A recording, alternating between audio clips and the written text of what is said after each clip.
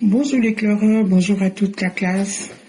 Aujourd'hui, j'ai un sujet très complexe et vaste dans son ensemble à vous proposer, mais je me limiterai sur l'aspect platonique du sujet, qui a pour titre la santé mentale.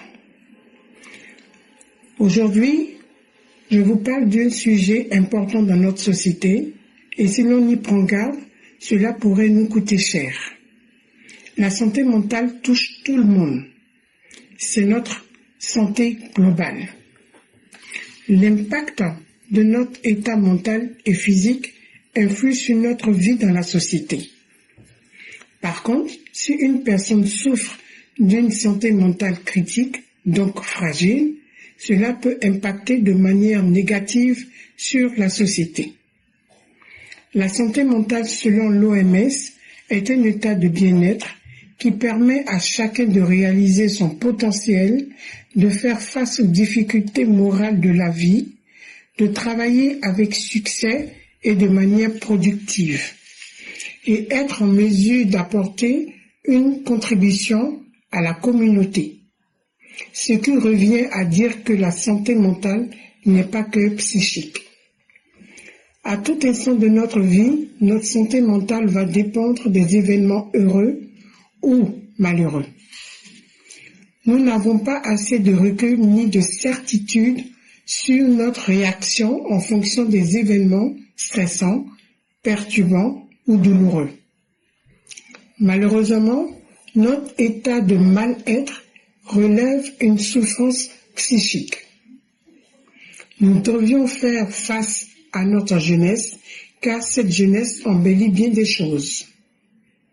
Je m'interroge sur certains adultes de la vie politique en Côte d'Ivoire, tels que Chaka Dian, qui lors d'une interview déclare dire des choses, puis ne pas savoir pourquoi il les dit.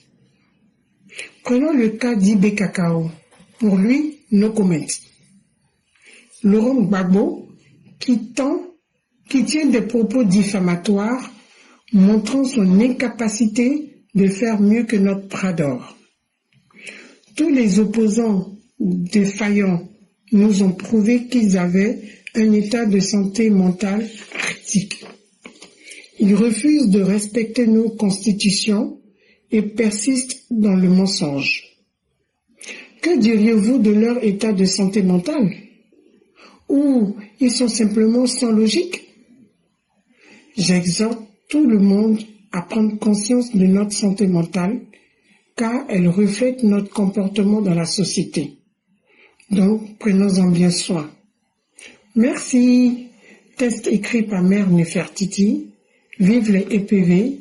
Vive le Prador dans la santé et la longévité. Vive la Côte d'Ivoire dans son développement. Aimons-nous vivants. Très bonne fête à vous et prenez soin de vous. Mère Nefertiti, à bientôt. Merci infiniment à Mère Nefertiti. Merci encore pour cette belle et profonde analyse sur la question du suicide. Le suicide qui vient du mot latin suicidum. Sui, ça veut dire soi, ça veut dire moi-même. Caedere, le verbe tuer. Sui caedere, suicide en français. Ça veut dire mettre fin à ma propre existence. Mais c'est quoi le suicide lui-même? Le suicide n'est que le résultat d'une maladie qui a plusieurs facteurs. Comme disait la mère, ça peut être une maladie psychique, ça peut être une maladie physique, ça peut avoir d'autres raisons. Mais le problème, il est là. Quand on a vu 3 soldats ivoiriens se suicider en l'espace de 2 semaines. Est-ce que quand on a vu la semaine dernière quelqu'un qui voulait sauter du pont Félix Houphouët-Boigny pour se suicider et qui a été sauvé par la population? Ça, c'est la phase terminale d'un processus. Mais est-ce que nous nous posons la question, pourquoi subitement ce qu'on n'avait pas l'habitude de voir est en train d'être réel dans notre société? À la vérité, ce n'est pas parce que ça n'existait pas.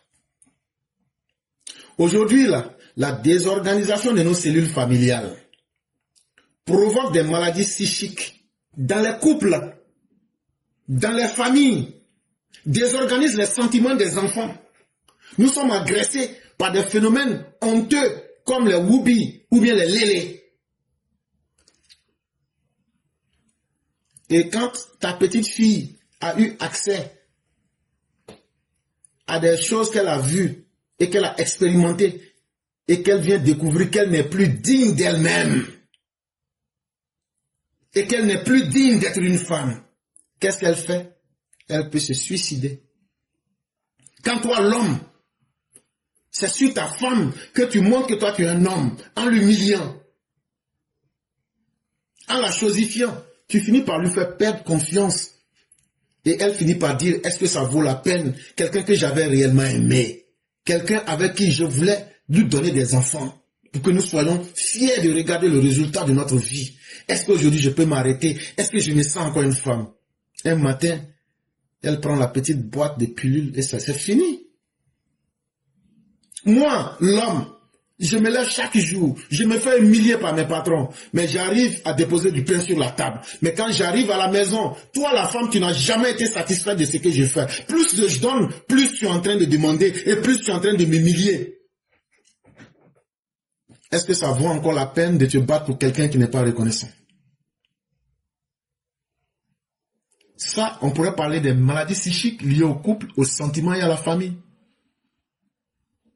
Parce que nous avons changé notre méthode de vie. Nous ne vivons plus à la méthode africaine et nous ne vivons pas aussi à la méthode des Occidentaux. On est resté piégés comme des cadavres entre deux mondes. Et quand tu es un cadavre, une âme qui n'est ni dans l'enfer ni dans le paradis, tu souffres vraiment. C'est ce que notre société est devenue aujourd'hui. En ce qui concerne les maladies psychiques, on aurait pu rentrer dans les maladies somatiques. Et là, les gens ont des grandes frustrations. Ces frustrations qui se sont freinées dans leurs organismes. Souvent, les gens ont la douleur dans leur corps. Leurs parents ont été brûlés vifs par blé goudé. Hey, on peut faire le diagnostic de notre société. Hein? Il y a des femmes qui ont été violées dans ce pays. Les gens qui ont fait ces viols comme les Simone sont là. Et aujourd'hui, elles veulent être président des Ivoiriens. Qui peut voir ça et peut être heureux? Ça là, le fait de voir les Babos, les Simone, les escadrons de la mort là, ça crée des maladies psychiques, ça crée des embouteillages de sentiments négatifs dans le corps des gens. Et ça là, ça crée des maladies psychiques. Vous voyez la personne, vous pensez qu'elle est normale. Mais tout ce qui est dans sa tête, la logique qui saute dans sa tête, comment est-ce que je peux me venger de ces personnes? Et à force de vivre dans ça, c'est devenu une habitude. Et chez nous, tant qu'on ne voit pas quelqu'un qui a enlevé sa culotte, ses poils sont devant lui, et puis maintenant là, ses cheveux sont devenus crépus comme la forêt équatoriale, pour nous il n'est pas encore malade. Il faut qu'il enlève culotte. Alors que les maladies de ce genre-là peuvent aussi conduire même au suicide. Quand des politiciens viennent s'amuser avec la vie des Ivoiriens, toi, ton enfant que tu as mis au monde, tu l'as aimé, tu l'as fait grandir, tu l'as mis à l'université. Mais les gens vont détruire sa vie. Quand les concours sont payants, alors qu'on ne valorise pas l'intelligence. Un enfant qui est intelligent, mais s'il n'a pas les moyens de payer 2 millions, 3 millions, il n'aura pas de travail. Est-ce que vous voulez que ce soit un citoyen qui est stable dans sa tête?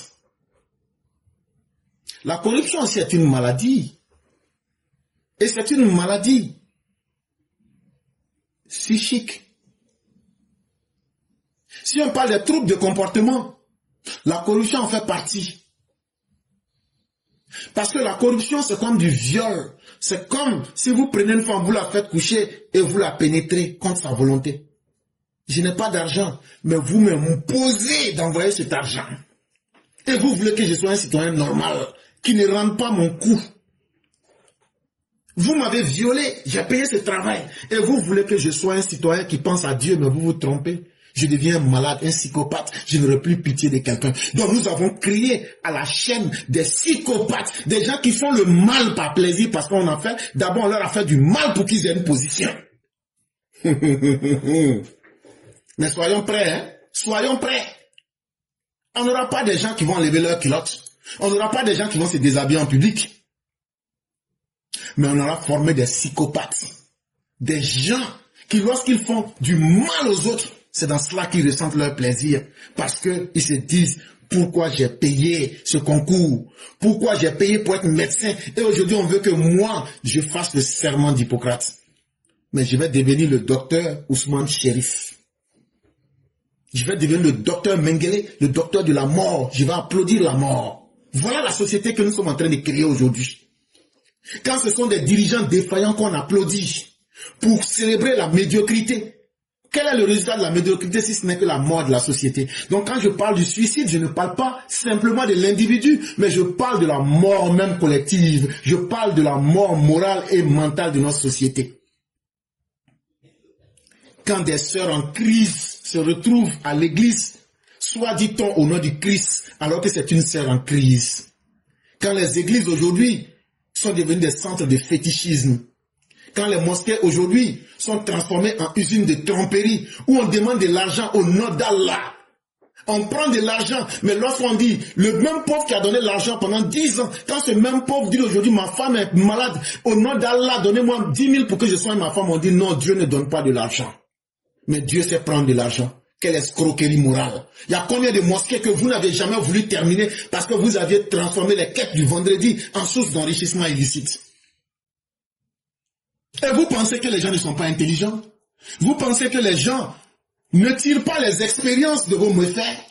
Et vous pensez que le silence là, le silence n'est pas une preuve de faiblesse. Le silence est souvent la tranquillité qui précède la tempête. Et ça, là, il faut qu'on se la dise, ces vérités. Et ça, là, il faudrait que ceux qui font semblant, on vit tous dans le déni de la réalité. On a menti aux gens. Il faut aller, tu rentres dans une religion. C'est très bien. Mais il ne faut plus penser à soi-même. Il faut s'oublier et il faut copier. Il faut être dans la culture du bétail. Il faut suivre les autres.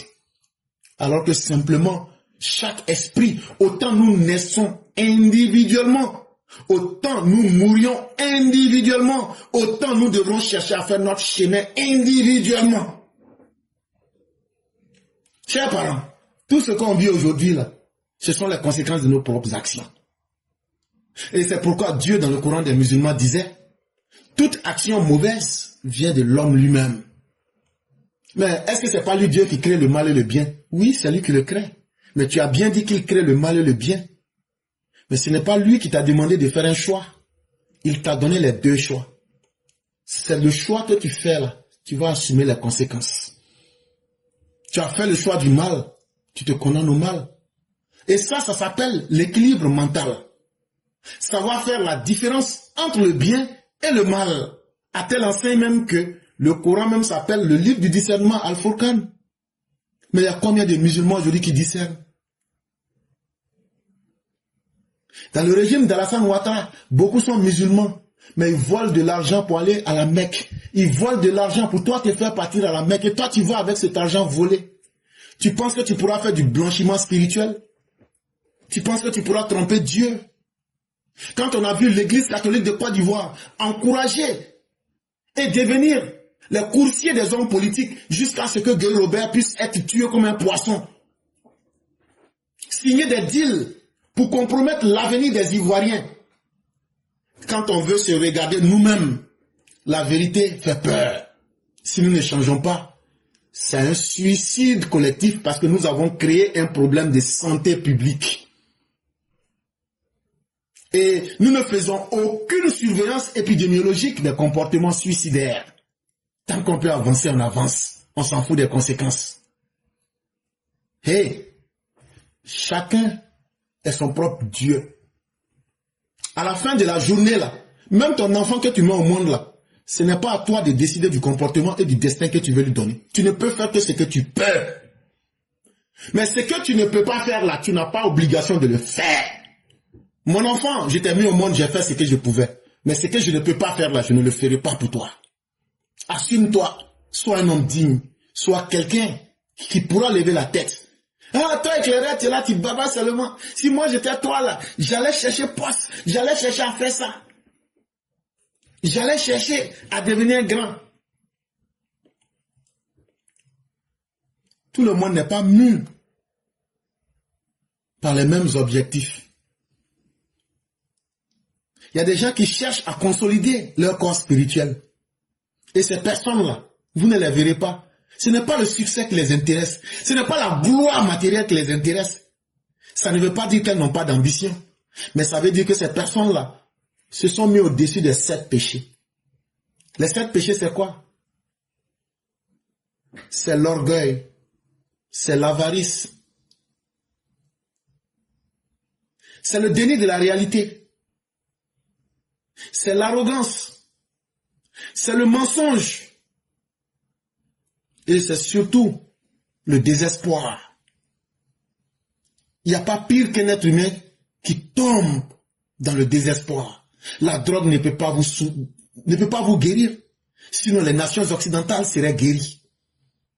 Là même, on a légalisé la drogue. Pour traiter ces cas, aujourd'hui, la drogue montre ses limites. Les gens procèdent au suicide. Et nous, Africains, nous avons dévié de notre voie naturelle, d'Africains, d'hommes naturels, pour devenir aujourd'hui ce que nous sommes devenus, des hybrides. Nous sommes aujourd'hui les piégés entre 2 cultures. Et nous copions sur tout le monde. Et c'est nous que tout le monde viole. Parce que c'est nous qui voulons copier tout le monde. C'est nous qui voulons ressembler à tout le monde. Mais nous sommes déjà morts. C'est à tout cela qu'il faut réfléchir, chers parents. En tout cas, nous ne sommes pas des savants. Nous ne pouvons dire que ce que nous voulons.